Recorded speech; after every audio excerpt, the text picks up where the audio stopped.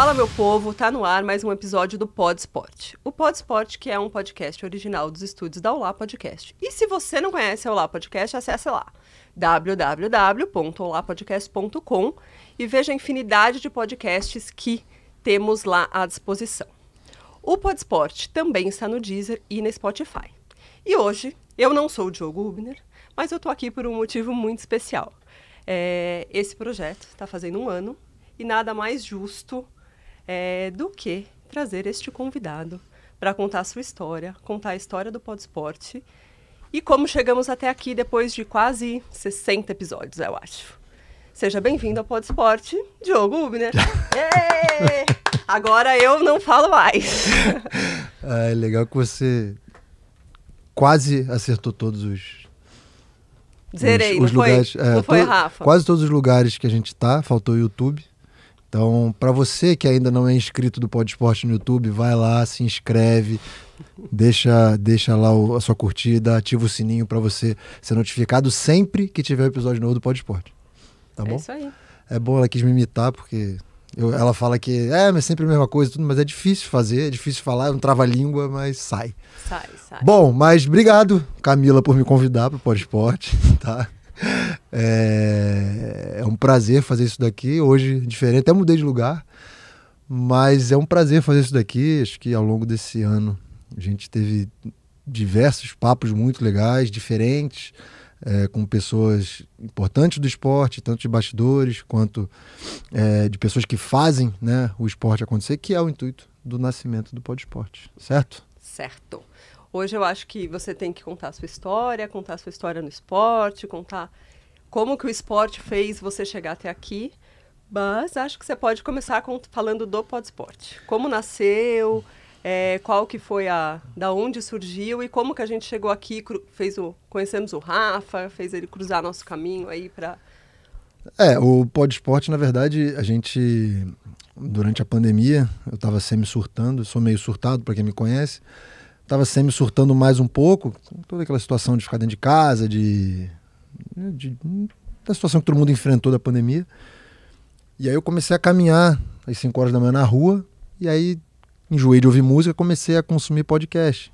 E também não só podcast, mas também videocast. A gente trocou a TV de casa, né? Começamos a ver YouTube mais. Então comecei a ser impactado por muitos podcasts e videocasts e comecei a gostar daquilo e comecei a buscar videocasts e podcasts que falassem de esporte. E naquele momento, né, há mais de um ano atrás, a gente não tinha muitas opções. A gente tinha alguns de futebol. Acho que muito pouco, né? Quase nenhum. Eu lembro de um do rugby que estava começando, mas era tudo muito nichado, né, do basquete. Mas nenhum que falasse de esporte, de tudo do esporte, né? Dos atletas, dos treinadores, dos jornalistas, dos médicos, enfim, do que é hoje o Pod Sport. E aí começamos, eu trouxe essa ideia para você em casa. E aí, contexto pessoal, Diogo preso em casa, sem treinar, pulando na varanda 2 horas por dia lá para suar e fazer algum exercício, eu grávida e uma adolescente no quarto. E era esse o contexto pessoal da história. Por isso que ele saía de casa às 4h30 da manhã para caminhar. E até aquele momento ali, não tinha também muito desenho do meu pós-carreira, né? Do que já faz 2 anos isso. Faz 2 anos da pandemia, né? Mas eu não tinha muito um desenho assim do que seria o meu pós-carreira. E começava também ali a cabeça a fervilhar do que eu vou fazer, do que vou deixar de fazer depois, de parar de jogar, enfim. E aí começamos, quando eu trouxe a ideia, a gente começou a pesquisar, né? Como fazer, e aqui vale, eu já até falei disso alguns episódios anteriores sobre o Rafa, meu primo, que infelizmente nos deixou. Ele foi o primeiro cara que eu procurei para falar sobre, porque ele era um gênio do audiovisual, e foi o primeiro cara que eu procurei para falar, Rafa, como é que eu faço isso tudo. Ele falou que o áudio era muito importante e que a ideia que a gente tinha de comprar um microfone para fazer na sala de casa não ia funcionar muito bem. E a gente começou a procurar parceiros, né, para tentar viabilizar esse projeto.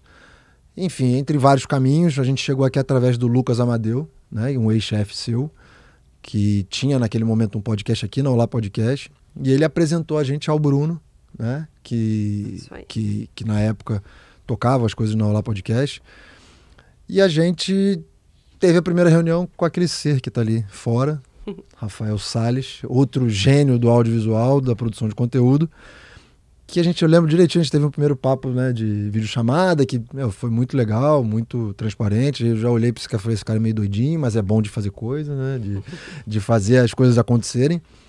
E aí começamos primeiro momento, procurar parceiros, né, pra... Eu acho que a gente, quando desligou essa chamada com o Rafa, que a gente apresentou o projeto, a gente não sabia direito o modelo da Olá, né? A hora que desligou assim o computador, a gente se olhou, a gente falou, deu certo. Tipo, acho que era uma coisa era uma ideia foi tudo tão rápido, e que a gente achou que ia falar, olha, o projeto é legal, mas vocês precisam disso, mas... Aí não veio esse mais, a hora que a gente desligou, eu falei, será que rolou? E foi muito disso também, pelo Rafa, pelo Bruno, pelo Olá Podcast, que assim, viabilizaram o projeto de uma maneira que como a estrutura que funciona hoje, que assim, a gente tem uma comodidade e uma qualidade de estrutura para gravar, para ter os episódios que fora de série. E aí, nesse primeiro momento, a gente teve também aqui, junto com a gente, vale ressaltar a Priscila e o Zeba, né, que deram start junto no projeto com a gente. Infelizmente, não seguiram por alguns motivos. Mas o fato é que a gente gravou o primeiro piloto, né, com o Buda, que inclusive ele tem que vir aqui pra gente gravar um valendo, porque o primeiro piloto a gente gravou só o áudio. E aí eu lembro que ficou longo pra caramba, a gente meio que não tava entendendo muito bem que caminho que queria seguir. Ficou muito longo, foi só o áudio, a gente nem gravou o vídeo. E começamos, né, a fazer as coisas acontecerem e estamos aqui, né, no episódio, se eu não me engano, esse aqui vai ser o 57, em comemoração de 1 ano. Muita gente legal passou aqui, muita gente, alguns até do mainstream aí do esporte, né, Maurício, bicampeão olímpico de vôlei, Fabiana Murer, teve muita gente legal, eu acho que o Nori. Nesse 1 ano, nesse quase 60 episódios, se eu paro para pensar no que quando a gente pensou no Podsport, qual que é a missão, né? O que a gente quer falar, com quem que a gente quer falar, e a gente olha para quem passou aqui, eu acho que a missão tá cumprida, né? Porque você tem atletas, assim, e atletas de muita referência e com muita visibilidade na mídia, mas também tem muito atleta bom que não tem espaço, que veio aqui.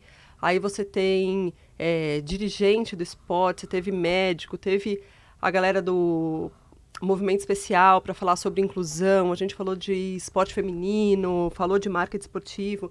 Então, acho que naquela missão, quando a gente desenhou, o que é o Podsport? É falar de tudo, é trazer esse olhar do esporte sobre diversas vertentes e tal. Eu acho que o caminho tá direitinho. Olhar o ecossistema do esporte, né? Como o esporte funciona em 360 graus. E eu acho que a gente vem cumprindo essa missão.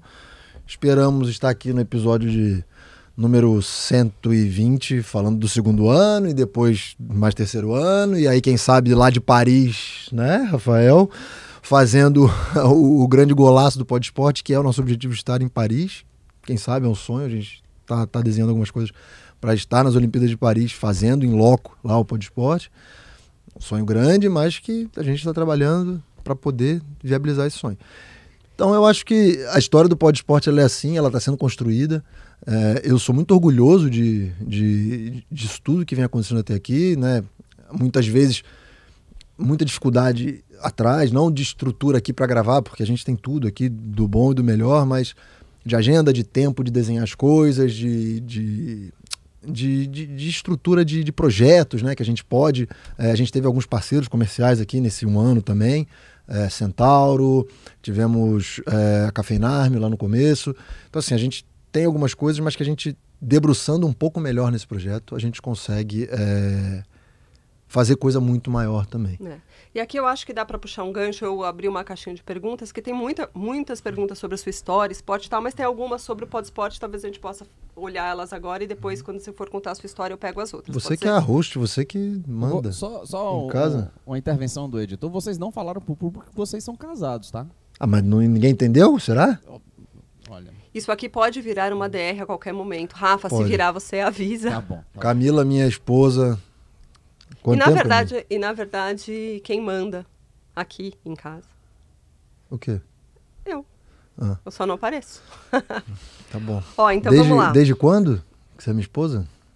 Não sei, porque a gente não casou, né? Mas eu falei que ia virar DR. Foi de propósito, essa levantada de bola. Mas, assim, enfim, juntos desde 2004.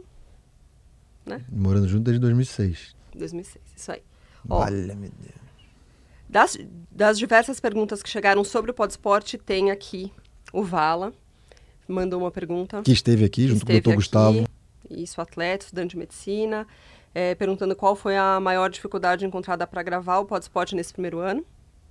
Eu não sei se você vai concordar comigo, mas eu acho que a agenda é sempre muito difícil, né? Porque o Podsport não é, o meu ganha-pão, não é o seu ganha-pão, não é o ganha-pão de ninguém. E a gente precisa encaixar nas nossas agendas diárias, e também com a dos convidados, né? Como viabilizar a vinda dele até aqui. Então, tem muitos atletas, a gente quer fazer sempre presencialmente, a gente tem estrutura para fazer online, mas a gente quer fazer presencialmente para ter esse contato, né? E a gente tem dificuldade dessas questões de agenda, de muitas vezes atletas que não têm horário, ou profissionais, enfim.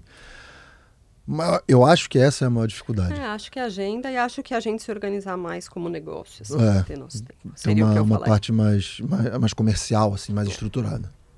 Bom, Obrigado, Vala, pela pergunta. E melhoras aí, ótima recuperação. E aí a outra pergunta é mais reflexiva.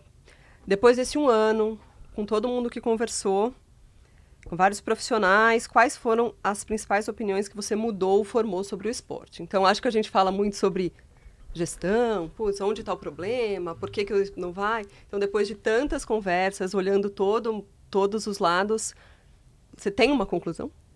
Acho que, eu via antes do Podsport, via no meu micromundinho do handball, né, que muita dificuldade, de gestão, de um monte de coisa, e abrindo para outras modalidades, conversando com outros atletas, principalmente atletas, e também os gestores, né, a gente vê que talvez o handball não seja o pior dos cenários, né, dos esportes. Então, na questão da gestão, a gente teve aqui assuntos, eu não vou me lembrar agora ao certo, mas tiveram modalidades que eu fiquei impressionado, assim, de como eu lembro da esgrima da Marcela, sabe, falando algumas coisas que ela pagava a viagem dela para ir pela seleção brasileira, sabe, algumas coisas que é o que é o esporte, que é o retrato do que é o esporte, na verdade. A conclusão que eu tenho é a ratificação do que eu achava que era o esporte no Brasil, né? Não estou falando aqui do futebol, não estou falando das principais equipes de basquete, principais equipes de vôlei. Estou falando do esporte, da galera que luta, que briga,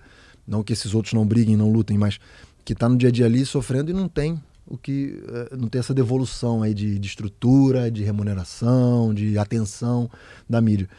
Então eu acho que a conclusão que eu tirei é a que eu tirava do meu micromundinho, que realmente é uma questão de gestão, é o esporte ser profissional, ser profissionalizado de uma maneira correta. Não, quando eu falo de profissional, não é o cara ter a carteira assinada, mas o cara, né, ter um local adequado para treinamento, é o cara saber calendário da temporada inteira, é o cara, enfim, é tudo que envolve as modalidades e o esporte de uma maneira correta, de uma maneira que você consiga buscar, pensar em rendimento.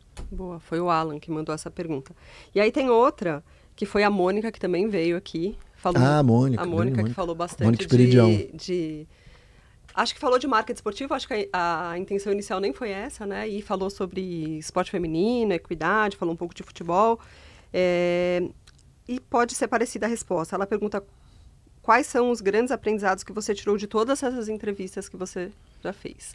E aí acho que é um olhar menos político, né? Eu acho que é conhecer realmente as pessoas que passaram aqui, né? As personalidades realmente dessas pessoas e o esporte que elas vivem diretamente, falando dos atletas e dos treinadores que vieram. O pessoal da gestão, alguns, a Mariana Miné, que é CEO da Confederação Brasileira de Rugby, sabe, deu uma aula do que o rugby está se estruturando, do que já apresenta e do que está se estruturando para o futuro. Então, através dela também a gente conseguiu conversar com o pessoal do SESI, que é uma parceria que eles têm. Então, assim, entender que alguns esportes estão caminhando de uma maneira, de uma gestão transparente, de uma gestão, tentando profissionalizar uma gestão. E talvez com resultados um pouco mais a longo prazo. Não, completamente, médio e longo prazo. E a gente tem a maioria dos esportes que remam da maneira que remavam há 30, 40 anos atrás. Então, eu acho que é esse o cenário que eu encontrei aqui conversando com todas essas pessoas. Não... Ela perguntou o que você tirou de todas essas entrevistas, e aí tem uma pergunta que eu acho que é uma coisa que a gente fala muito. Tipo, o esporte muda vidas? Com certeza absoluta. Com certeza absoluta. Talvez, quando você fala... Acho que não sei porque eu tô com isso na cabeça, mas muitas pessoas eu falo negócio da remuneração. Mas vai ganhar bem. Não vai... Mas tudo que você constrói dentro do esporte, e aí é uma brincadeira que eu faço até com o pessoal do Niterói, que o pessoal do Niterói Rugby lá, que eu comecei a jogar, faz muito a história de forjar o caráter, né? Você, criado dentro do esporte, você trabalha diversos valores, você tem diversas oportunidades que não são só a remuneração, os títulos, mas você tem a oportunidade de repente fazer uma faculdade, de você entender hierarquia, de você entender respeito, de você fazer uma atividade física, que hoje em dia, cada vez mais por causa das telas aí de celular, enfim, você está cada vez menos praticando atividade física. Então, assim, o esporte, ele muda completamente a vida de pessoas. Isso foi uma mudança que eu sempre acreditei nisso, e a gente sempre falou disso, né? O esporte lá em casa sempre foi presente, mas eu pensava muito na questão social, né? E eu acho que o Podesporte ampliou, assim, a minha visão nesse sentido de entender que ele é inclusivo no sentido de quando você olha para deficiências, para as crianças e pessoas atípicas, ele traz oportunidade de estudar, ele ampliou um pouco a minha visão de até onde o esporte pode alterar e mudar a vida das pessoas, que era era um universo mais fechado. Você achava que só socialmente, a pessoa não tem Tava oportunidade na rua, vida, saiu vai... da rua, foi treinar. O que também é lógico, importantíssimo, fundamental. mas é o mais óbvio. É o mais óbvio, com certeza. E tem a questão da saúde e tal, acho que é muito mais... O dia que o esporte for tratado realmente como uma política pública séria, eu acho que a gente resolve um monte de problema, de saúde, social, um monte de coisa. Bom, acho que sobre o Podesporte de perguntas, era isso. Teve estudo de pergunta? Sobre o Podesporte, sim. Mas Não. Tô falando de estudo de pergunta no geral? Foi, mas aí é sobre a sua vida. Será que eu sou tão interessante Mas assim? eu só vou falar as que eu não censurei, porque as que eu censurei... Por que você censurou? Porque, sim. Tá bom. Enfim, então é isso, né? Eu acho que sobre o Podesporte a gente está aqui no momento de um ano e com uma sensação boa de dever cumprido. Muito, muito. E assim, com vontade de crescer, né? Eu acho que é o mais importante, de estar o tempo inteiro saindo de uma gravação e falar, por que eu posso fazer melhor? O que eu posso fazer de formato diferente? O que eu posso trazer de convidado diferente? Então, acho e aí que isso... vale uma menção pro Rafa, que provoca a gente o tempo inteiro. Às vezes a gente tá meio no automático. Semi-chato, mas o chato do bem. Chega o WhatsApp dele e fala, e aí? Semi-chato do bem. Então é isso. Bom, agora, vou contar aqui uma história sobre... Podia eu contar a história dele dentro do esporte e tal, né? Daí vale aqui uma introdução pra gente não cair no erro e na piada interna familiar, você vai saber do que eu tô falando, né? O Diogo, na pandemia, lá, todo mundo preso, entrou aquelas ondas de milhões de lives. Quantas lives você fez? Nossa. Cara, ele fez live com escola, ele fez live com time, ele fez live com atleta, ele fez live com... Um monte de coisa. Inclusive, o início do Podesporte foi através de lives, né? E aí virou uma piada interna, porque toda vez que ele se arrumava o celularzinho, a primeira pergunta que vinha era, e aí, Diogo, como você começou? E ele falava. E aí a Clarinha, que é a nossa filha, já fala, quando eu tinha 9 anos e eu jogava futsal, era o início de toda a live. Então eu não queria começar assim, para você contar a sua história, mas o objetivo aqui é você falar. Então, para você não começar com como eu tinha 9 anos e jogava futsal, depois eu vou jogar umas perguntas aqui, mas eu pensei em falar o lugar, e você me fala, tipo, as principais coisas. O que você pensa quando eu te falar sobre, por exemplo, Centro Educacional de Niterói. Eu sei que você tinha 9 anos, jogava futsal lá, mas pula essa parte. Tá. Bom, Nossa, eu tô muito boa de entrevistadora, meu. Tô orgulhosa. Então já tá errado, porque não é pra ser entrevista. Vai. Você não é repórter, você não pode entrevistar ninguém. Não. Mas, enfim, o Centro Educacional de Niterói, que você já citou, é o colégio que eu estudei praticamente a minha vida inteira, porque só no finalzinho que eu mudei de colégio.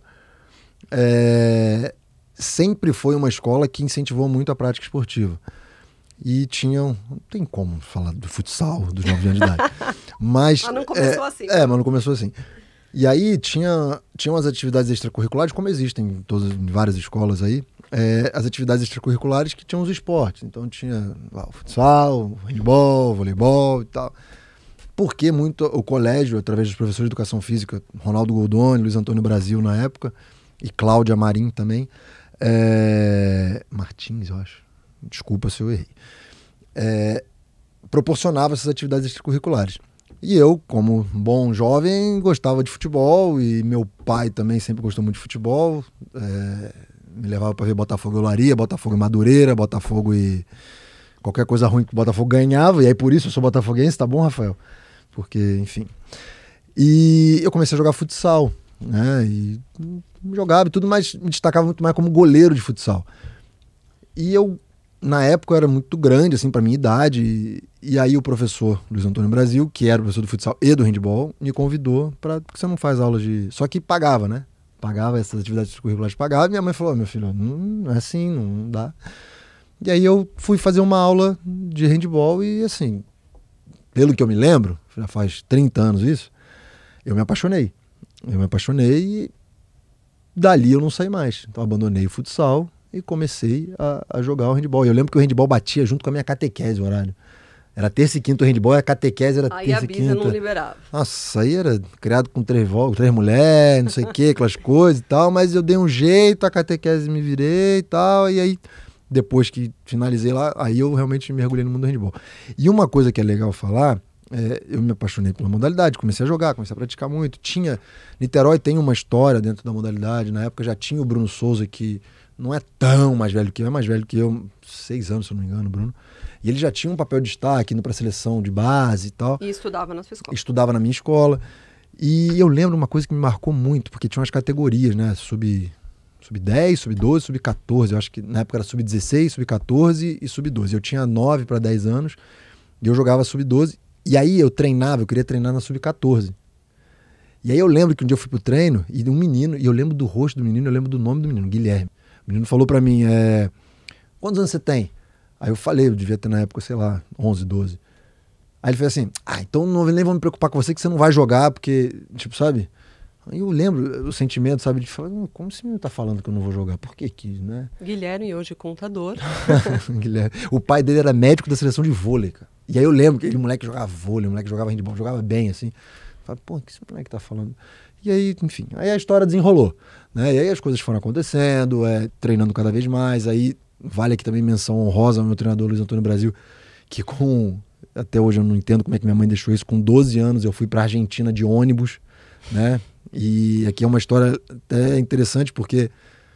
Não tinha celular, não tinha nada. WhatsApp. A gente entrou no ônibus para ir, sei lá, não lembro, 16 crianças e 2 professores de educação física. Ponte Rio-Niterói, e não sei o quê. Paramos na Baixada Fluminense, paramos em Nilópolis, entrou um time feminino sub-18 de Nilópolis, que os pais, ninguém sabia que ia essa galera junto com a gente. Para rachar o custo. E ali viajamos 52 horas até a Argentina, Vila Carlos Paz, e jogamos essa competição e tal. A primeira competição internacional, aos 12 anos, né? Foi em 1994 isso. Eu estava com 11 anos. E aí depois disso daí viajamos... Todo ano a gente... 8. Você. E aí todo ano tinha uma viagem internacional. Então eu fui 3 anos seguidos para a Argentina, um para a Itália, jogando uma competição que é enorme. Eu acho que ainda existe uma Copa Interamnia na Itália. A gente foi para essa Copa, a gente jogou uma competição que tinha 82 equipes. Ficamos em 13º. Então assim, não tinha como... Assim, o ambiente era muito favorável para você se apaixonar pelo esporte. E aí você acha que foi ali que você sentiu, sei lá se dava para saber isso, mas hoje talvez você consiga traduzir, que era isso que você queria fazer? Ou ainda não sabia? Eu nunca me vi pensando em outra coisa, sabe? Fazer, não, agora vou chegar a 18 anos eu vou estudar, mesmo porque eu nunca fui um exímio estudante, nunca gostei muito de sentar a bunda na cadeira para estudar, nunca estudava numa escola integral, que era uma escola... Era um pouco diferente assim minha escola, sabe? Tipo, não tinha uniforme, de personalidade. Hippie rico. Uma galera meio... Não era rica, quer dizer, tinha muita gente com dinheiro, mas eu tinha bolsa, minha mãe, coitada, batia lá, mostrava o contra-cheque, a mulher falava, o problema é seu, tira seu filho daqui, já que você... Mas enfim, eu tive, assim, destaque na escola, esportivamente e tudo, mas nunca tive uma bolsa por causa disso, né? Muitas vezes minha mãe até pensou em me tirar da escola, porque era uma escola mais cara, e aí o Brasil lá dava o jeito dele, arrumava aqui um desconto daqui, um desconto acolá.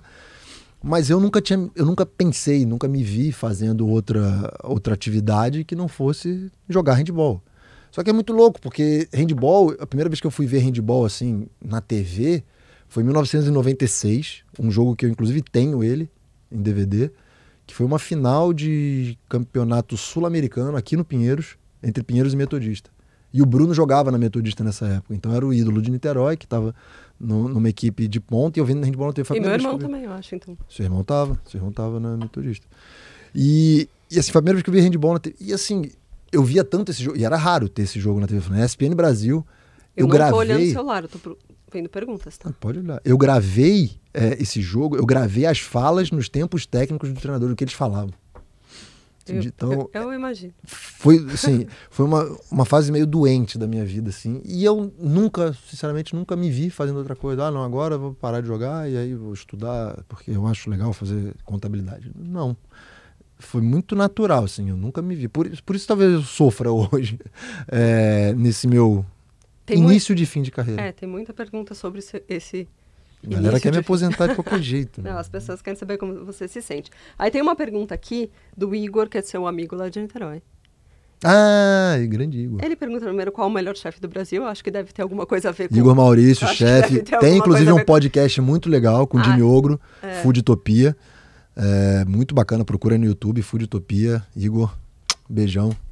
E ele dava várias opiniões sobre o ele foi um cara que no começo, a gente trocou muita ideia, porque ele já tinha um podcast primeiro, e depois ele agora tem um projeto muito legal com o Jimmy Ogro, na Ana Maria Braga. Cara fera, assim, o Igor, meu mega chefe. Inclusive, vamos falar de coisa errada? Errada não, né? Igor era sócio de uma balada lá em Niterói, a Tonteria. Que foi a balada que a gente mais... Tem milhões de histórias aqui pra gente falar de tonteria. E ele era um dos sócios, a gente entrar por trás e tal. Não sei o quê. E jogou handball e jogava no colégio que era adversário do meu. Salesiano. Não, jogava no Gay-Lussac. Bom, ele perguntou, qual camisa rubro-negra que você mais se orgulha de ter vestido na carreira? Eu acho que já veio o segundo lugar, que eu ia falar aqui. Que se eu não falo desse lugar... o Niterói Rugby, não tem jeito. Foi onde meu primeiro clube. E a única rubro-negra. E a única rubro-negra, É a única rubro-negra. Eu lembro que em 1995, eu jogava handball já há 3 anos, né, no colégio. Em 1995 ia ter uma competição em Curitiba, que foi uma competição que durou vários anos, Curitiba International Handball Cup, que inclusive eu tive a oportunidade de voltar no ginásio que foi disputada essa competição esse ano, que foi no Tarumã, lá em Curitiba. Era uma competição também gigantesca, como essa de Teramo que eu citei anteriormente, de clubes, e aí diversas categorias, e tinha lá a seleção brasileira masculina júnior, estava se preparando para o Mundial Júnior, que ia ser realizado na Argentina, e aí teve lá um quadrangular, seleção brasileira júnior, um time da Alemanha, a seleção de Cuba e a equipe da Sadia de handball, que na época era a base da seleção brasileira. E aí ia ter essa competição, o Niterói Rugby ia participar, e eu recebi uma carta em casa, minha mãe deve ter essa carta, uma carta em casa, me convidando para ser atleta do Niterói Rugby. Então eu lembro também da cena, eu pegando na caixa do correio, abri a caixa do correio, tinha uma carta do Niterói Rugby com meu nome, e foi a minha primeira competição, tem até uma foto disso daí, aos 12 anos de idade de clubes, lá em Curitiba, um frio danado. E aí vai aqui também um depoimento de... essa história com o Niterói Rugby. O jogo, eu não conheço nem todas as pessoas, eu conheço acho que pouca gente, né? Da época do Niterói Rugby, mas eles têm meio que uma... Não sei se é uma seita, porque daí tem o grupo com todo mundo, mas tem o grupo com os mais velhos e ninguém pode faltar com respeito com quem é o mais velho. E tem um lance de hierarquia e tem um encontro que não podem ir as mulheres. Eu apanho... Aqui, inclusive eu só fui em um, né? Eu só fui no primeiro. Mas não coloca essa culpa em mim. Você não foi no primeiro porque nos outros que não... E é a história que eu falei também no começo de forjar o caráter, né? A questão da hierarquia. Hoje, os mais velhos me veem, me batem. E beleza, tudo bem, né? Hoje a gente tem que tomar cuidado para falar disso e tudo, não sei o quê, mas é uma maneira que ninguém morreu, todo mundo tá bem, todo mundo se respeita, não tem problema nenhum. Mas é uma coisa que, assim, eu respeito, foram os meus primeiros ídolos, as pessoas que eu mais respeitava, que eu, né, meus pais são separados e talvez muitos deles fizeram uma figura, eu morava com a minha mãe, e não que meu pai não fosse presente, mas eu estava muito mais próximo dessas pessoas mais velhas do que do meu pai, então foram pessoas que eu fui aprendendo muito com elas. E... eu tenho meio que a sensação que é um território que eu não posso nem chegar muito melhor perto. Assim, é melhor assim. E assim, é muito legal essa história. E eu acho que isso também vem muito da história do rugby também. Niterói Rugby O rugby é muito assim, né, na questão da hierarquia, dessa seita, das coisas tradicionais, e a gente leva isso muito certo. Tem o grupo lá, os Jedis, um beijão para todos eles. O grupo chama os Jedis, então você já entendeu um pouco. Daí ele perguntou isso do Niterói Rugby, de lá. Aí teve uma passagem pelo glorioso Vasco da Gama, depois. Tive. Durei. Pode falar rapidamente sobre isso. Posso. Só teve um episódio interessante que a gente foi jogar uma final de campeonato carioca juvenil contra o Niterói Rugby. Eu fui jogar a final, o segundo jogo... Você no Vasco já? Eu no Vasco. Fomos jogar na quadra que a gente treinava, que era do Salesiano lá em Niterói. Cara, e esses caras mais velhos, eles ficavam sacudindo nota, me chamando de mercenário, tacavam moeda em mim. E assim, foi um momento muito duro pra mim, assim, com 17 anos. Foi um momento difícil pra mim, porque o esporte ali pra mim até então era só paixão, era um negócio que eu tinha no Niterói Rugby. E quando eu fui pro Vasco, foi numa expectativa de participar de competições nacionais, que o Niterói naquele momento não participava. Foi participar de competições nacionais. Esse ano, foi o ano de 2000, o Vasco montou uma mega estrutura, então muitos atletas, inclusive seu irmão, atletas de seleção brasileira adulta, foram pro Vasco, então eu ia jogar, treinar com meus ídolos. Então assim, foi um movimento que eu fiz, acho que como todos na minha carreira, de tentar dar um passo, né, adiante. Então, mas eu lembro disso aí, cara, os caras falam até hoje, sacudia cheque, tem a galera que nem sabe o que é cheque, mas sacudia cheque, tacava moeda nas minhas costas, e me chamaram de mercenário. E os caras que depois do jogo foram me abraçar e tudo, mas foi difícil assim, lidar com essa pressão naquele momento. Essa foi a minha passagem doída pelo Clube de Regatas Vasco da Gama. E aí de lá você teve aí episódio, vai pro Rio e tal, mas depois já veio para São Paulo, já para Metodista. Eu fiquei 2 anos no Vasco, aí no começo de 2002 teve um início de projeto ali na cidade de Campos, que enfim, não gosto nem de falar, porque o que aconteceu ali foi... Bom, deixa pra lá. E aí foi um momento ali, o único momento da minha carreira que eu falei, bom, não tenho para onde ir. Eu já tinha tido uma passagem na Metodista, né, em 99, muito jovem. Voltei para casa, fiquei 4, 5 meses, se eu não me engano. Voltei para casa, fui campeão brasileiro, cadete com a Metodista. Joguei alguns jogos do Paulista e depois voltei para casa. Aí em 2000 fui pro Vasco, 2001 no Vasco, 2002 deu problema no projeto lá da cidade de Campos. E aí nesse momento foi o único momento que eu falei, bom, não tenho o que fazer, eu vou ficar jogando Niterói Rugby aqui e vou ter que estudar. Ter que fazer uma faculdade, pensar num emprego, alguma coisa. Só que isso durou uma semana, porque nessa semana aí que entre acabar a equipe lá e tudo, e eu ter esse contato da Metodista para voltar para São Paulo, aliás, um contato feito pelo Beto, né, Betinho, o vulgo Beto Cachaça, com o Alberto Rigolo, treinador da Metodista naquela época, de falar, tem um atleta lá em Niterói que... o Diogo, que já jogou aqui, o Alberto, claro, conheço, não sei o quê, e me convidou. E aí, em uma semana, eu resolvi isso tudo e vim morar em São Paulo. Então, eu peguei o ônibus em Niterói na quinta, cheguei em São Paulo na sexta de manhã, conversei, na sexta noite peguei o ônibus, voltei para casa. No domingo à noite peguei o ônibus, segunda de manhã eu estava na Metodista. 19 anos. Com 19 anos, primeiro ano de junho. E aí, isso era em 2002. Isso foi em 2002. E aí, desde então, São Paulo. Não saiu mais, não então... saí mais de São 20 Paulo. anos, exatamente esse ano, 20 anos em São Paulo. Já viveu mais em São Paulo do que no Rio. Logo, eu falei porque ele não é mais carioca. Essa conclusão, a gente indo para Niterói esse janeiro, eu falei, você já é muito mais paulista do que carioca. É verdade. 20 anos de São Paulo e aí várias histórias no Algum esporte. amigo seu aqui perguntou sobre cidade, quer ver? Deixa eu achar aqui. Que cidade você gostaria de morar pro resto da sua vida? Eu gostaria muito de morar em Niterói. Não, eu gostaria. Não, sim, Tá eu bom. gostaria. Se eu tivesse uma estrutura, né, algo que a gente construísse legal, assim, morar em Niterói só para viver, sem ter que trabalhar, só para viver, né? Arrumar uma casinha em Itacoatiara, na frente de Itacoatiara, você achar ruim. Não, então não foi melhor com essa cara. Mas a vida não tá se desenhando muito para isso. Então, não sei, não vou responder essa, não sei. Tá bom. Enfim, 20 anos de São Paulo, Metodista. E aí aqui tem um monte de... tem uma pergunta que pode fazer sentido nessa. A Carol, do Boi, falou para você contar alguma história sobre a mansão. Quer falar sobre a mansão? Não. A mansão, aliás, quando eu te conheci, você morava na mansão. Eu morava na mansão. A mansão, para quem jogou na Metodista aí nesses anos... Na primeira década de 2000, a gente morava numa casa que a gente chamava de mansão. que eram... A gente morava em 9 na primeira formação, era uma casa com 3 quartos, a gente morava em 9. A gente foi construindo quartos, enfim, e foi quando eu te conheci. Eu te conheci bem na mudança do apartamento que eu morava para essa mansão. E, pô, foi uma época muito bacana, né? Que a gente carrega amizade aí, tanto nas pessoas que jogavam com a gente, inclusive a Carol, nossa comadre, a gente é padrinho e madrinha de casamento dela e do Boi. Beijão pra vocês. A mansão era um caos. A mansão era um caos, mas um caos ordenado. Era legal, a gente tinha uma organização, a gente tinha área comum, tinha muitas festas. Acho que a história mais bacana que a gente pode contar, que é liberada para contar, acho que é a história quando tinha o SB, que era o jogador na época, e depois foi meu treinador, mas era jogador na época.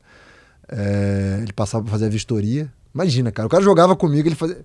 Imagina eu agora, ter o papel de vistoriar a casa dos moleques. Você ia desistir, eu acho. Não desisti não, ia sentar com os caras, tomar gelado e tal, não sei o que, mas o SB não, na época... Eu fiquei escondida num quarto. Então, com uma lata de cerveja, de um monte de coisa. Bizarro, E aí ele passava por essas vistorias, a gente tinha que esconder as mulheres e tal, não sei o quê. Que a gente, né? Nesse dia tava a Camila, né? Coincidentemente tava a Camila, porque eu poderia estar... No plural? Não. Moravam 9, né? Moravam 9, Rafa. Mansão. Não é minha, entendeu? Eu não fiquei escondida sozinha no quarto com um negócio de lixo com todas as latinhas de cerveja vazia pra ele não encontrar. Então, tinham acontecido essas coisas, mas assim... Não dá pra falar que era tudo com muita responsabilidade, porque era todo mundo muito jovem e tal. A gente fazia um monte de besteira. Mas era todo mundo muito parceiro e ficou todo mundo muito amigo. Muito parceiro, muito amigo. Época que, tanto é que a gente tem grupo até hoje, da galera. Foram momentos, assim, muito legais. E a Metodista tinha uma coisa que ela se preocupava muito com o extra-quadra, né? Então, por isso que tinha essa história de esconder as coisas, porque não podia ver. Acho que no fundo até sabia, mas a regra tinha que prevalecer. E tinha uma preocupação. A Metodista... É uma igreja, uma religião, né? Que era uma das mantenedoras da equipe, a Universidade Metodista, junto com a Prefeitura de São Bernardo. E tinha esse negócio que, tinha que manter uma ordem, a gente tinha que ser exemplo. A gente vivia dentro de uma universidade, enfim, foi uma época muito legal, né? Eu acho que a gente cumpriu bem o papel. Acho que isso eu tô contando, parece que um monte de bêbado, moleque. Não, a gente cumpria muito bem os nossos objetivos, né? Fazia o que tinha que ser feito. Tinha uns momentos de ser adolescente, de ser jovem. Eu acho que o período da Metodista, acho que você ficou 12 anos? Foram 13 temporadas ao todo, eu acho. Acho que foi ali mesmo, falando de esporte profissionalmente, que você começou a conquistar suas grandes conquistas dentro do esporte, começou a se projetar e colocar objetivos mais claros e se comportar como atleta de verdade ali, com certeza. Eu sempre tive, nas categorias de base, eu sempre tive muito destaque, né? Infantil, cadete, juvenil já começou a ficar um pouco mais difícil, mas eu ainda tinha um destaque. E aí quando eu cheguei no júnior, foi um pouco de choque de realidade, assim, porque aqui em São Paulo a gente encontrava atletas de vários estados que vinham para cá, né? Aqui era muito claro isso na época. O cara tinha um destaque um pouquinho, vinha para cá, para Pinheiros, para Metodista, para São Caetano. E aí aqui você encontrava o que você tinha de melhor realmente no país. E foi um pouco de choque, assim. Eu ainda tinha um papel ali importante, né, nas equipes da Metodista de base, júnior principalmente, mas não era mais o imparável, entendeu? E aí eu comecei ali a entender realmente o que é o esporte. Que eu precisava... E eu acho que até, só te interrompendo, diferente do que acontece hoje, né? Os principais jogadores, os que estavam estabelecidos, adultos... Não, todos. Estavam todos aqui. Todos. Então, hoje, para a galera que é mais nova, a oportunidade está ali muito mais aberta, muito, né? Muito. Hoje Agora, naquela época, para você poder sentar num banco de um adulto, entrar num jogo, não era trivial. Não, quantas e quantas vezes eu entrava, por exemplo, num ônibus aqui para viajar com o time, ia para Londrina, sei lá, 9 horas de viagem, 8 horas de viagem. Chegava lá, batia a palma... Não, botava. Botava uniforme porque viajava os 16, mas batia a palma 60 minutos, entrava no ônibus e voltava feliz da vida porque estava entre os 16.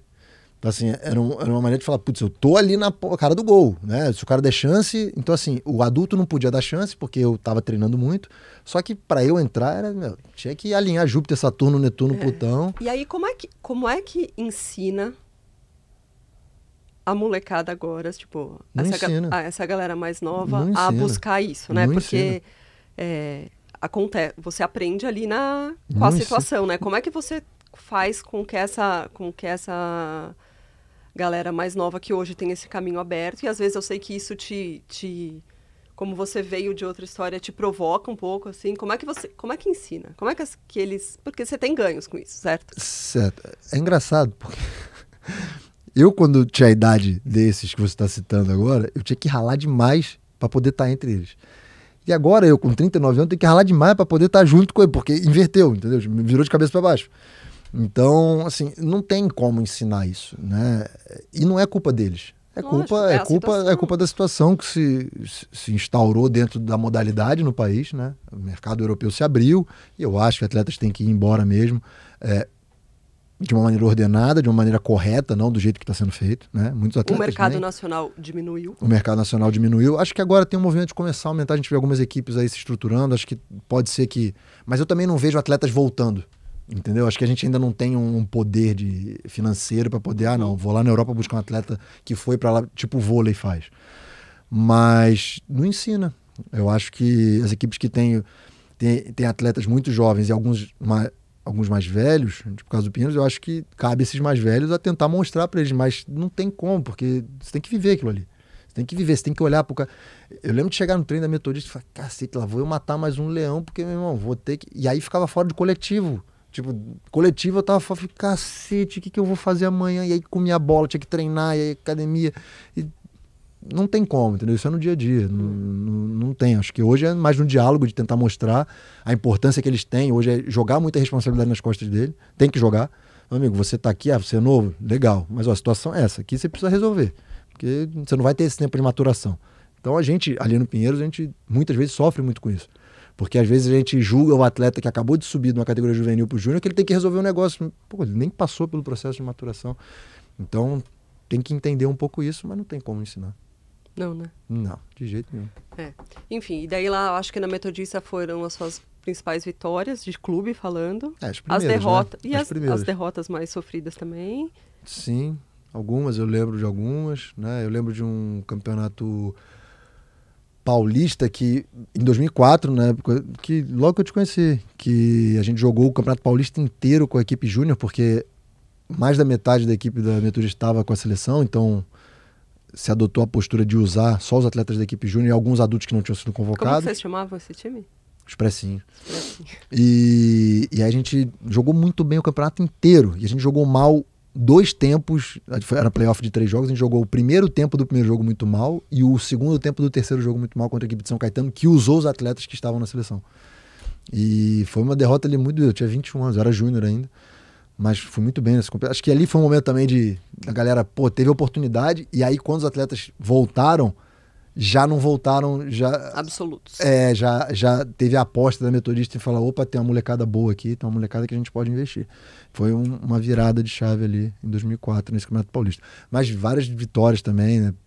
As primeiras conquistas de Liga Nacional, né? Mesmo jogando pouco. Primeiro né? Mundial de Clubes, que foi. Primeiro Mundial de Clubes em 2007, com a Clara recém-nascida, que eu não liguei pra você. Ele foi pro Egito, né? Pro Egito. A Clara tinha dias e ele ficou tipo 7 dias sem me ligar. Nossa, que mentira, eu nem fiquei 7 dias no Egito, sabe como é que você é? Olha a DR. E aqui, aí foi ali também sua primeira lesão, né? Daí tem muita pergunta sobre lesão aqui. Eu vou juntar, depois você volta para a história, senão vai ficar...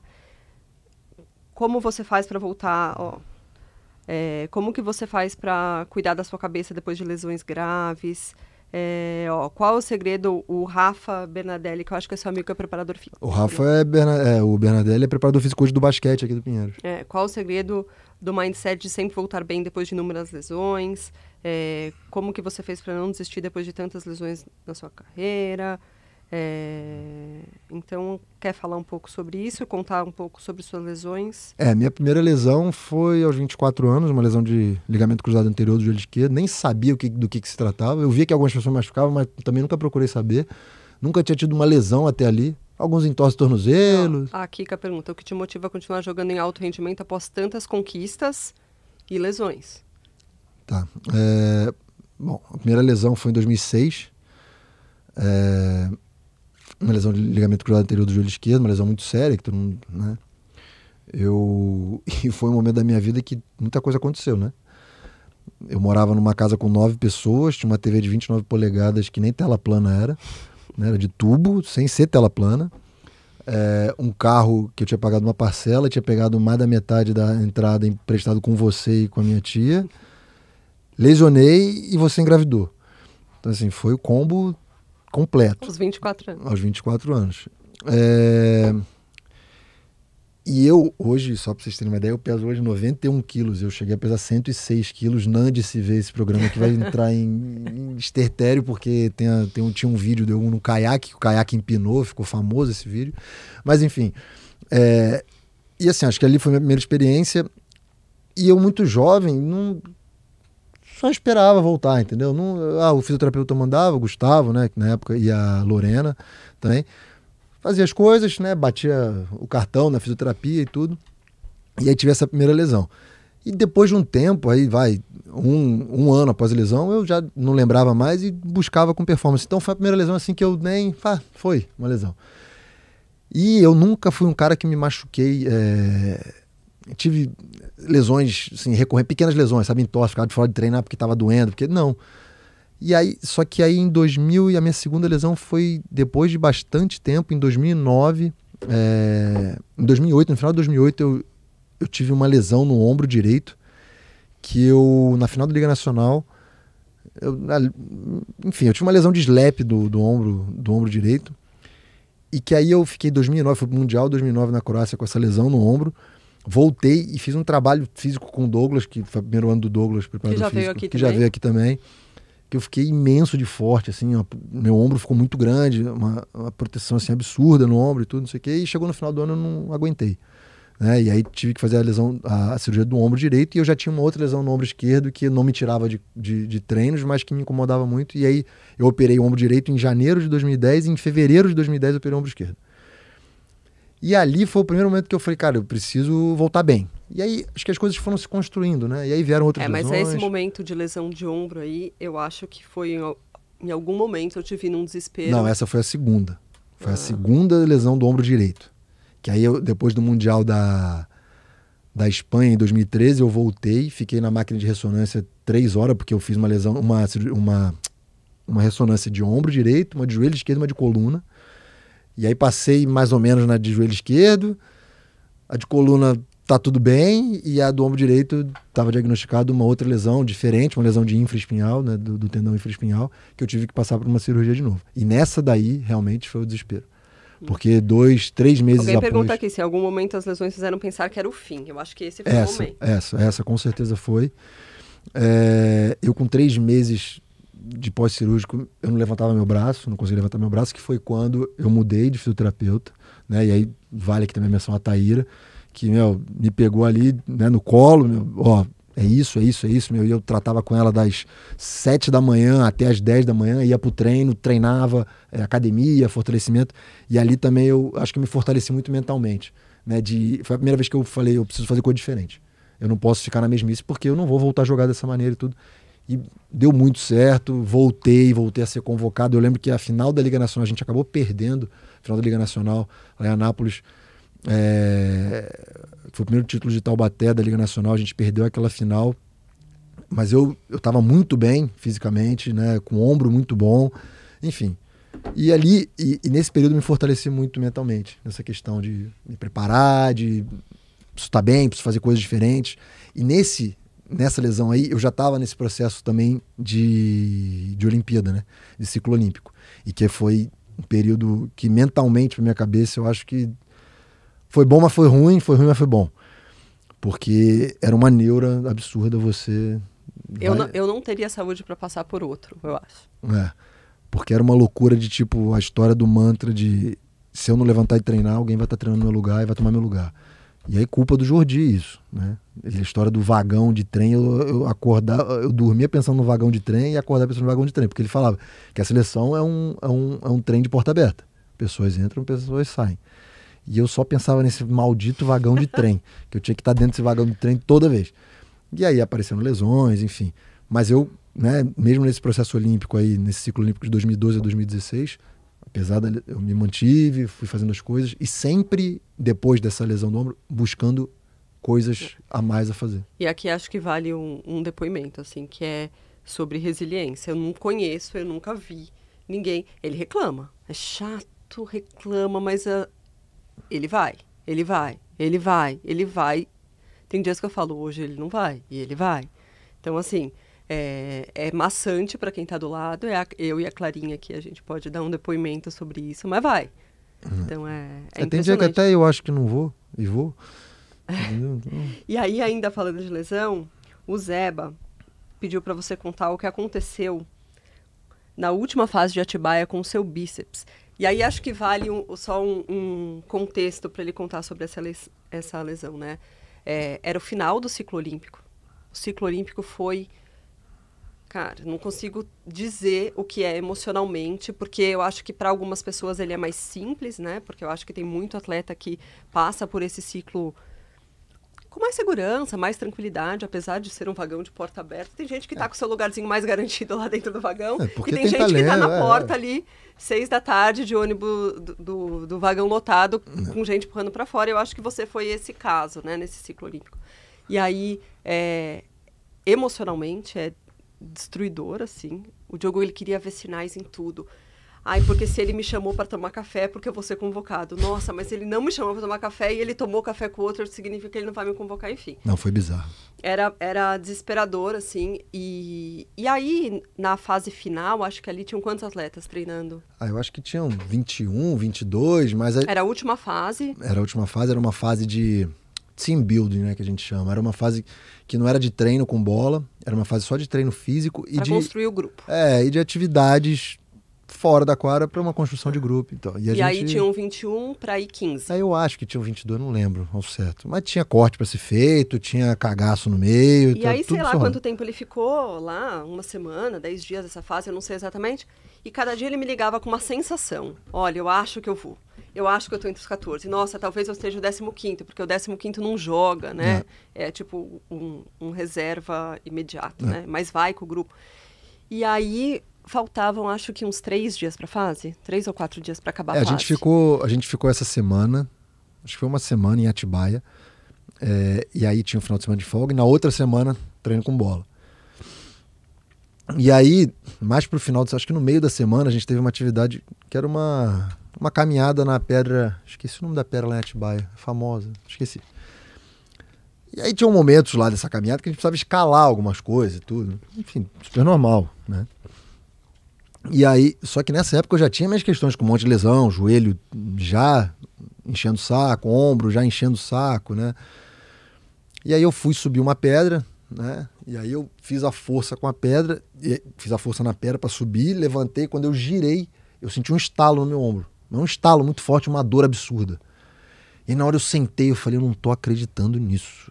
Não é possível que eu machuquei e eu vou perder a chance de brigar para uma vaga na Olimpíada agora na cara do grupo que eu estava escalando uma pedra. E aí, só que isso era no meio da escala da subida.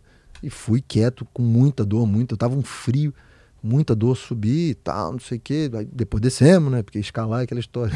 Os caras descem depois, não tem nada para fazer lá em cima. E aí a hora que eu cheguei no quarto, fui tomar um banho e tudo, com muita dor, eu fui olhar pro meu braço e eu tinha um buraco. Eu tenho aqui, eu tô de camisa, não dá pra mostrar, mas eu tinha um buraco assim no meu bíceps.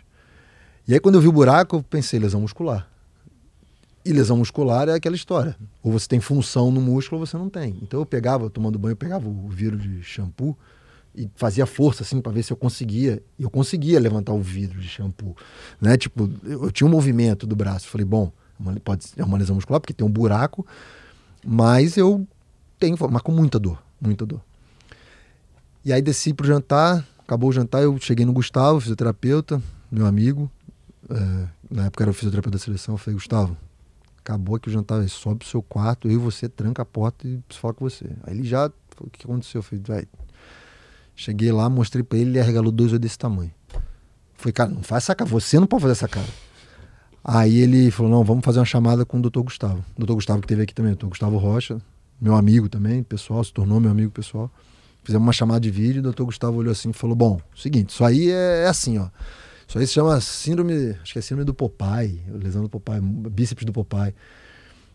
Você teve um rompimento, o bíceps ele é constituído por 2 cabeças, a longa e a curta, e você rompeu a sua cabeça longa e ela está retraída aí. A gente tem 2 caminhos para seguir. Primeiro, ver se aconteceu alguma coisa com o seu ombro, teve algum dano estrutural no seu ombro, a gente vai fazer uma ressonância amanhã. E a segunda é, você tenta treinar. Não conseguiu, a gente opera para reposicionar isso. Eu falei, amigo, como opera? Aí eu falei, tá bom. Aí abrimos para comissão. Aí no dia seguinte de manhã eu vim para São Paulo para fazer uma ressonância. Mas aí o mundo dele já tinha caído. Não, é isso aí, meu filho. Isso aí eu tô reduzindo. Até eu lembro que na tirar ele da lama. ressonância eu saí com um negócio encharcado, molhado, assim, de nervoso. Molhado. E aí eu falei com o pessoal da Bauer Find também, com o Marcelo e com o Fernando, também que estiveram aqui. Eles me arrumaram uma ombreira que fazia uma compressão assim no meu bíceps também, apesar de ser uma ombreira, ela vem mais longa assim, ela fazia uma compressão no meu bíceps. E aí eu participei das atividades físicas até o final da semana, descansei no final de semana e na segunda-feira fui treinar com bola. E ali foi o meu maior cagaço. E eu lembro que eu aquecendo assim braço, falei, opa, tá dando, tá indo. Aí tinha movimento que eu fazia... E eu acho que tinha a questão de você entender sua função, mas tinha a questão de você entender se isso poderia pesar contra você numa decisão de você ir ou não ir. E aí o fato que nessa semana, as coisas já estavam bem definidas na cabeça da comissão técnica, né? Eu sei disso agora, 6 anos depois. Tinham algumas dúvidas, mas naquele momento eu acho que eu não era mais dúvida, né? Se eu tivesse em condições, eu iria para os Jogos Olímpicos, talvez não com uma função importante dentro da quadra, mas com uma função extremamente importante fora da quadra.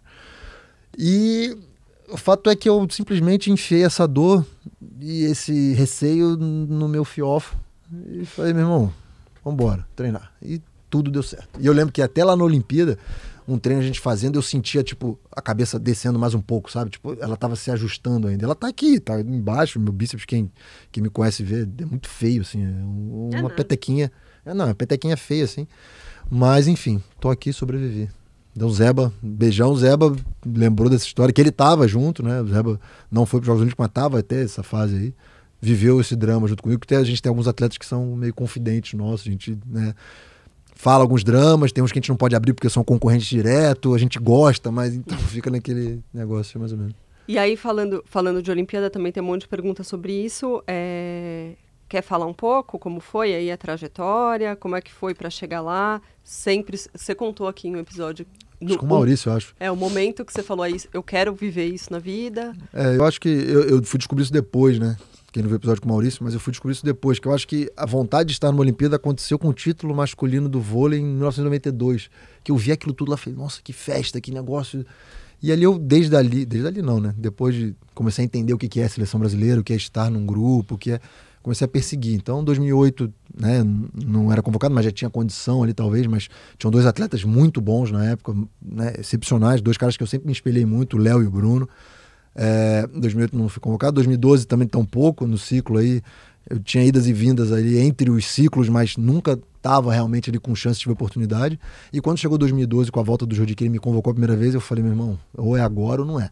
Tem a vaga para a Olimpíada e eu vou abraçar isso aí, por isso eu entrei na neuro, na loucura. Então... Eu lembro desse momento, da ligação que você recebeu. Eu lembro também. A gente estava lá no outro apartamento. O Cássio ligou, falou, você vai ser convocado. E era uma galera, a gente treinava. E o Jordi estava um tempo longo, assim, acho que 1 ano, 2 anos sem dar treino. Cara, a gente ia pra Curitiba. E você pegou uma fase muito boa no começo, pessoalmente, eu estava muito bem no clube e, assim, aproveitei bem isso. E aí eu lembro que até o Jordi, quando acabou, a gente perdeu pra Argentina nessa primeira competição. E aí o Jordi me chamou e falou, eu tinha o Léo aqui, que era um cara que era o treinador dentro da quadra. Era o cara que pensava que eu preciso de um cara desse e você tem esse perfil. Então você abraça isso e foi, meu irmão. Aí foi que foi. E aí, enfim, aí recorta lá para os Jogos Olímpicos, um negócio que eu sempre sonhei. Demorou para chegar, chegou aos 33 anos, mas quando chegou com batata palha e tudo, né? Chegou completo, porque no Rio de Janeiro, na minha cidade, né? No meu estado, eu carreguei tocha olímpica, eu fui figurinha de álbum. Eu tinha minha família, você, a Clara, minha mãe, toda a minha família, né, próxima, amigos de colégio que eu nem imaginava ver mais, tudo na arquibancada. A gente estreia contra a Polônia, vence. A gente ganha da Alemanha. A gente... Não tem o que falar, não tem o que falar. Para seu sonho no multiverso tinha que ser uma medalha olímpica. E aí, mas a gente encontrou a França, que foi vice-campeã olímpica nas quartas de final, enfim, não foi possível. O Alê, campeão lá. O Alê. Ele perguntou o que torcedor fanático. O que passou pela sua cabeça ao entrar a primeira vez na quadra para um jogo olímpico. Quase fui Thiago Silva, quase chorei no hino, mas não chorei. Mas uma galera chorou, que eu tô ligado. Foi mágico, porque a gente chegava meio que por trás no Parque Olímpico, né? Então a gente não via muito a movimentação da galera. Entrava, tipo, um ginásio grande, mas entrava pelo fundo e você não escutava nada. Vestiário e tal, preleção, não sei o quê. Quadra de aquecimento fora, então você não via o que tá acontecendo. Quando a gente aponta ali no túnel com os árbitros, com a equipe adversária do lado, você vê aquela cortinha ali balançando, você olha, mas você vê aquela galera, eu acho que tinha 8 mil pessoas, 7 mil pessoas, não lembro. E acho que daí o fato de ser no Brasil, no Rio, fez toda a diferença. Sim, e aí, cara, a hora que aquilo lá não tem como você falar, não, sou forte e frio e foi muito tranquilo porque eu tenho 33 anos. Meu, absurdo. Eu absurdo. chorei. Eu devo ter chorado também. Não lembro aqui, mas foi fora de série, fora de série. A Olimpíada foi, eu acho que... Daí tem uma pergunta que talvez você fale de um jogo de Olimpíada ou não, que pergunta qual que é a vitória mais inesquecível e a derrota mais dura. A derrota mais dura eu nem acho que foi na Olimpíada. Foi? Não. A vitória... Derrota foram duas. Falando de seleção, né? Vitória Alemanha, não tem como. Vencer eles eram os atuais campeões europeus. Uma equipe muito forte, a gente só tomava nabo da Alemanha, o jogo não encaixava e tudo, muita coisa deu certo. Inclusive muitas pessoas falam, o gol mais importante da sua vida, de tapinha, pode ser o mais importante da vida, mas talvez o mais brega, né? Porque vale gol, né? Vale gol, mas assim, pro handball, um gol brega. A pergunta é a partida mais marcante e a mais dolorosa. Eu acho que... Nando Fonseca, 84. Eu acho que foi da Alemanha, essa vitória contra a Alemanha nos Jogos Olímpicos. E foi, eu acho que... Terceiro jogo da Olimpíada? Terceiro ou quarto? Acho que foi Polônia, Eslovênia, Alemanha. Terceiro. Então acho que vinha também de um ânimo, tipo, as coisas estavam dando certo. E no desenho que a gente era fez... no jogo pra perder. Não um jogo pra perder, um jogo que você entra pra ganhar, mas é um jogo que tu fala, a nossa briga não é essa, entendeu? Estrategicamente, a nossa briga não era aquela. E aí eu lembro que tinha ainda um pouco a névoa do 7-1 do futebol. Então, tinha esse negócio. Tinha uma galera com as plaquinhas no ginásio com 7-1 no Brasil nesse jogo. E aí teve um estresse também dos principais jogadores da Alemanha lá, que acertou os 7 metros na cara do bombom. No meio do jogo ele teve um estresse com o Teixeira lá, que aí a galera começou, vai morrer. Deixa o caldeirão ferver. Tinha umas coisas assim que a galera trouxe do futebol também.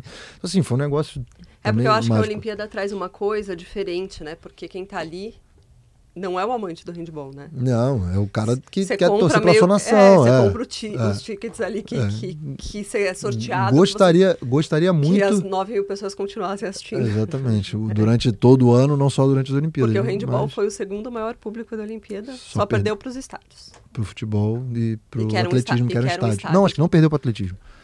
Só perdeu pro futebol. Saiu uma reportagem na época. Mas enfim... E as derrotas mais dolorosas, eu acho que foram duas. Não sei. Se eu tiver que chutar aqui, eu acho que eu erro. Eu não sei te dizer. Putz, sempre vou achar que foi aí o último pano. Também. Essa foi doída. Bastante. Não, mas não por ser essa. Porque você volta tão destruído quando você perde que eu sempre acho que a última foi não. Também. Mas mais recente é sempre pior. Mas as duas derrotas em seleção foram contra a Rússia em 2013, no Mundial da Espanha, nas oitavas de final. Que tem sua entrevista chorando. Não, você está confundindo. Desculpa. Essa que tem entrevista chorando, eu acho que foi mais dolorosa que a da Rússia, foi contra a Croácia nas oitavas de final também em 2015, porque ali a arbitragem teve uma influência grande, a gente teve muita possibilidade de ganhar da Croácia, que foi o resultado que aconteceu em 2019, com a geração que jogou o Mundial 2019, ganhou da Croácia com autoridade, jogaram pra cacete e tal. Mas ali já era pra gente, ali a gente já tinha um time maduro pra vencer e se colocar entre as 8 melhores seleções do mundo. E a gente acabou sendo derrotado. Então qual que é a mais dolorosa? Fiquei confusa. Eu não sei, acho que empata. Então vai, Croácia. Contra a Croácia no Mundial do Catar em 2015. E em clube? A clube é sempre a última. A última é sempre pior. Então, do Centro-Sul, mais recente. Sempre a última derrota é a mais doída. Entendi. Deixa eu ver aqui o que mais. Daí tem umas perguntas assim, né? O que você... Teve pergunta pra caceta. O que você fala com você mesmo internamente nos momentos difíceis em quadro? Daniel Absanra. Só me veio ele na cabeça. Henrique B. Eu acho que, assim, a minha carreira durante o processo olímpico, eu acho que eu me fortaleci, eu aprendi muita coisa e tive a ajuda de muita gente. E um deles que me ajudou muito, e assim, a ajuda dele foi tão grande que até invadiu a minha vida pessoal, se chama Daniel Absanra. Foi um trabalho, e aí galera que fica com a zoeira de coach life, não sei o quê, foi um trabalho que eu fiz com ele. Eu não sei nem se era um coach especificamente dito, talvez acho seja. Que ele não era bem um coach. Eu acho que era. Acho que é. Daniel, faz um tempo que eu não falo com você, um abraço se estiver vendo aqui. O cara me ensinou muita coisa, assim, de controle emocional, de, né, a história do estar presente, de você conseguir... Você só pode mudar aquilo que está ao seu alcance, você não tem que... Apesar de eu fazer isso direto, eu tento... Daniel, vamos voltar? Eu só posso mudar aquilo que está ao meu alcance, eu não posso mudar o que o outro vai fazer, Enfim, ele me ajudou muito. Eu acho que um mantra que eu carrego comigo é a história do Bernardinho, né? Que é a história do Bernardinho, que a vontade de se preparar deve ser maior que a vontade de vencer é só uma consequência da boa preparação. E a outra irmão, se você não levantar e for lá fazer, vai ter alguém que vai estar fazendo no seu lugar. Isso é fato. Vai ter alguém querendo o seu lugar, vai ter querendo alguém ser melhor que você. Então, só levanta e faz. Tá. Acho que talvez esses dois. Bom, aí tem um monte de pergunta que eu acho que vai ser pra gente ir caminhando pra encerrar, que é sobre o que você quer fazer, quando você quer parar. Mas aí eu acho que quando você olha, daí eu pergunta minha, tá? Quando você olha aí pra tudo isso, a gente teve a Clara lá no começo e tal. O que você acha que o esporte... E o esporte tá presente na nossa casa o tempo todo, apesar de eu não ser atleta. A gente tem uma família com muitos atletas, a gente tenta... Você é um doido por essa história de tenho que ir no ginásio, tenho que ir, a gente carrega a Clara. A Clara, apesar de não ter ido para profissionalmente, ela não tem essa veia, mas ela acho que ali dentro Tadinha, deve ser até traumatizada com isso. certeza, né? Mas enfim. Ela não foi por sua causa. Não deixava a menina ganhar buraco com 4 anos de idade. Mas o que você acha que a gente conseguiu ensinar para ela de mais valioso com essa vivência de ginásio, de esporte, da convivência, de ver você chorar porque perdeu, aí ganhou ali na frente, aí você não foi convocado e ficou triste, mas daí você trabalhou e foi convocado de novo? Eu acho que é isso. Eu acho que é a história do saber cair e se levantar, saber que muito trabalho traz recompensa, mas principalmente a história de saber que você vai ter frustrações, mas que existe um caminho após isso, né? Não é o fim da vida. Você perder um campeonato, você não ser convocado, você simplesmente tem que trabalhar e fazer a história do Daniel, né? Fazer o que está ao seu alcance.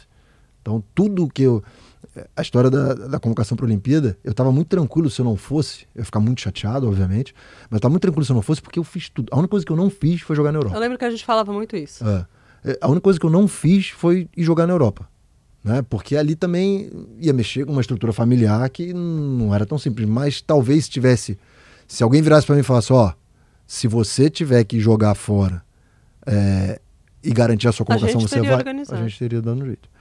Mas é que não rolou isso, né? Rolou semi. Foi a história da minha primeira ida para o Pinheiros, lembra? Que eu tive uma proposta do Catar, que aí eu até falei com o Jordi falou, bom, você não vai jogar Liga Nacional, é importante você estar competindo ou internacionalmente, ou pelo menos jogando Liga Nacional. E foi quando eu fui para o Pinheiros. Que foi a quebra de... Lembra disso? Foi a quebra no meio do... que eu estava na Metodista, que sempre foi arquirrival do Pinheiros, e eu inimaginavelmente fui parar no Pinheiros, né, naquele momento. Hoje eu não me vejo vestindo talvez outra camisa, me identifico muito no Pinheiros. Mas eu acho que eu teria feito. A única coisa que eu não fiz foi jogar na Europa. Então eu acho que isso a gente ensinou bastante para Clara. E como, como que a gente vai ensinar pra Belinha? A gente dá um jeito, A gente ensina beach tênis. Através do beach tênis a gente ajuda. Tem uma pergunta aqui da Mônica que eu não fiz, mas eu acho que pode caber nesse momento. Que acho que é um pouco isso que você falou. O que você faria diferente se soubesse que sua carreira profissional fosse ser como ela é e como ela foi? O que você teria feito diferente? Nossa, acho que eu não entendi a pergunta. Quer que eu repita? Quero. O que você faria diferente se soubesse que sua carreira profissional fosse ser como ela é? Entendi. Eu acho que eu teria me cuidado mais extra-quadra mais cedo. Porque você... Acho que para os padrões até que você... Mas sua ficha caiu cedo. Mas olhando hoje, poderia ter caído muito antes. né? Eu acho que eu tive que ter as lesões para entender isso. Eu fico olhando os meninos, e aí é uma coisa que eu tento fazer hoje com os mais jovens. Eu sou o velho que chego meia hora antes e aqueço meia hora antes, faço coisas antes, além do que tem que ser feito. E eu tento mostrar isso para eles, que não precisa passar por isso para entender que é importante um exercício preventivo, treino, descanso, o estudo do jogo. Enfim, eu acho que eu teria feito isso diferente. Tá. E aí, tem um monte de perguntas sobre pós-carreira. E qual é o momento, qual é o sentimento? O Mário perguntou se há espaço na sua carreira pós-quadra para o trabalho no handball, se sim, dentro ou fora da quadra. As pessoas perguntando qual é o sentimento de parar, como é que faz, quando você decide. Várias permeando esse assunto. Eu sei o quanto esse assunto é tabu, quase tabu. Não é tabu. Eu acho que é um assunto que você está vivendo o processo e está tudo bem. É uma área que eu, apesar de ser uma pessoa intrometida ali nas suas decisões, eu deixo muito na sua mão e eu respeito muito as suas decisões, e não tem a ver com dinheiro, não tem a ver com... Tem a ver com você. Eu jamais quero ser a pessoa que vou colocar isso aí, essa decisão para você. Mas tem muita pergunta sobre isso e é um processo que você está vivendo, talvez você não saiba nem responder 100% aqui. Mas estamos nesse momento, certo? Estamos. Alguns indícios já começam a aparecer, né? Isso nunca aconteceu, né? De acordar e falar, ai, que saco, vou treinar. Nunca aconteceu. Mas aconteceram, algumas pessoas sabem, eu tenho uma agência de marketing esportivo, não de marketing esportivo, né? Ela nasceu com a ideia do marketing esportivo, mas hoje ela se desenha muito mais para o marketing digital, que ocupa um grande tempo da minha vida, que eu me desdobro para poder ainda jogar, porque é um negócio que me alimenta ainda. O handball é um negócio que me motiva, que me alimenta, mas tem diversos indícios, né? Lesões, dores que cada vez mais são insuportáveis, né? Mas eu não sei, eu tenho medo de, tipo, no final do ano eu paro. E se chegar no final do ano eu não achar que é isso, entendeu? Eu tenho que estar muito seguro para falar isso. Então, não sei se vai ter, tipo, vai começar o ano que vem, essa é a minha última temporada. Eu acho que não vai ter isso. Acho que vai ter, tipo, acabou o ano, deu. Não aguento mais. Eu acho que vai ser assim. Mas também não sei. Então, essa resposta é muito difícil para mim. Mas, enfim, no pós-carreira tem a minha agência, como eu disse, tem o Pod Esporte, que eu pretendo seguir adiante e pretendo e espero debruçar mais sobre ele, ter mais tempo para ele. Você acha que o Pod Esporte, eu fiquei pensando nisso um pouco, ele também supriu um pouco essa preparação emocional para você olhar. Olha, ele tem até pânico de eu falar.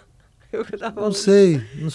Que é um projeto que você está inserido de uma maneira totalmente diferente dentro do esporte, que você está falando sobre esporte e tal, e pode ser alguma coisa que te ajude a preencher essa lacuna. Eu tenho um pouco de medo do que vai ser emocionalmente de você depois de você parar de jogar. Eu também tenho, tá? Só para te falar. Mas eu não... que ótimo. Eu não acho que o Pod Esporte seja nesse caminho. Acho que é uma maneira de eu falar sobre um negócio que eu gosto, de esporte. Vai ter gente do handball que vai vir aqui, vai continuar vindo gente de vários esportes. Acho que é uma maneira de estar dentro do esporte de uma maneira um pouco diferente. Mas, e aí também respondendo ao Mário, a questão de me vejo dentro do handball de uma maneira, para quem não sabe, eu já tive uma experiência como treinador de categorias menores na época lá da Metodista, isso já faz mais de 10 anos. Infelizmente o handball ele tem um mercado muito restrito, muito pequeno, né? Quando a gente fala de treinadores, de funções dentro da quadra.